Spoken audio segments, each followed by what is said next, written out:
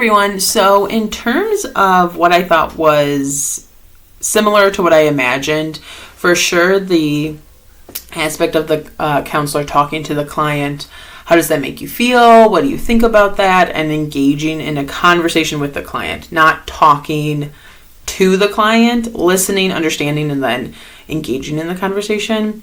What I did imagine that wasn't there was, I'm sure we all have seen this, is the counselor or therapist sitting in a chair, kind of crossed off. Their body is, their legs are crossed. They have a pad of paper in their hand and they're writing stuff down.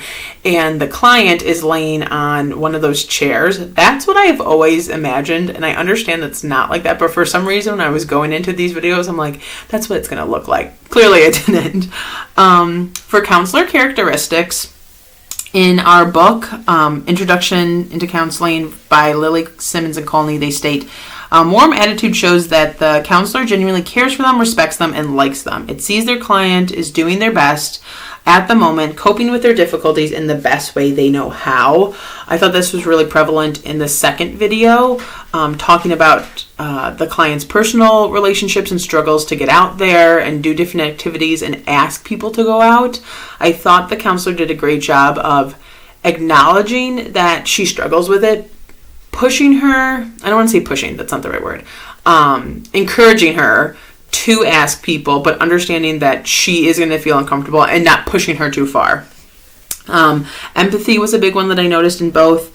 Minimal encouragers, solar, so the square facing, open posture, lean in, aim, and then relax. Both of the counselors were sitting with their clients open to them. Door openers, which I had talked about, tell me about that type of deal.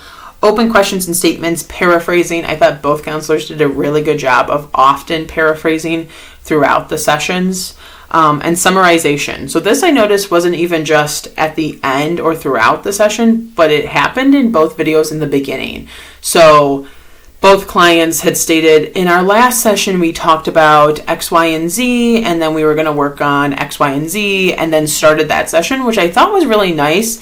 Kind of gives the client a refresher, and I think it's a nice base to go off of into the session.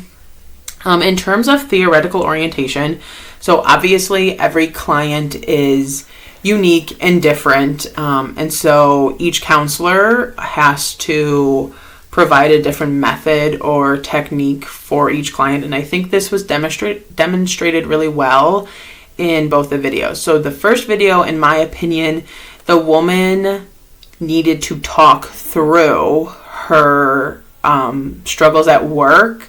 She knew what the struggles were, and in my opinion, I feel like she could identify the issues or the catalyst of what was causing the problems and really needed to talk through and understand it. While I feel like the second client needed the insight and information from her counselor about steps to take into better her relationships. So I feel like there were two different approaches there.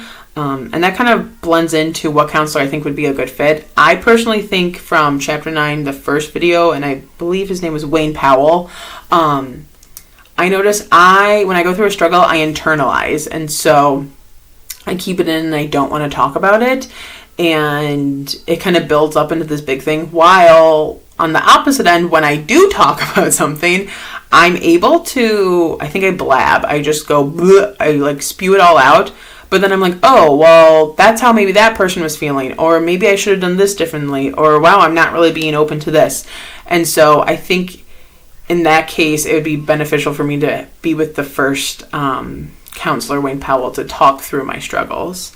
A big question that I had, and I guess it's more of a fear of mine, is if the client were to object. So I'm watching the second video, and when the counselor is talking to the client about reaching out to other friends or peers to go and do activities, my first thought before she responded was, what if she says no?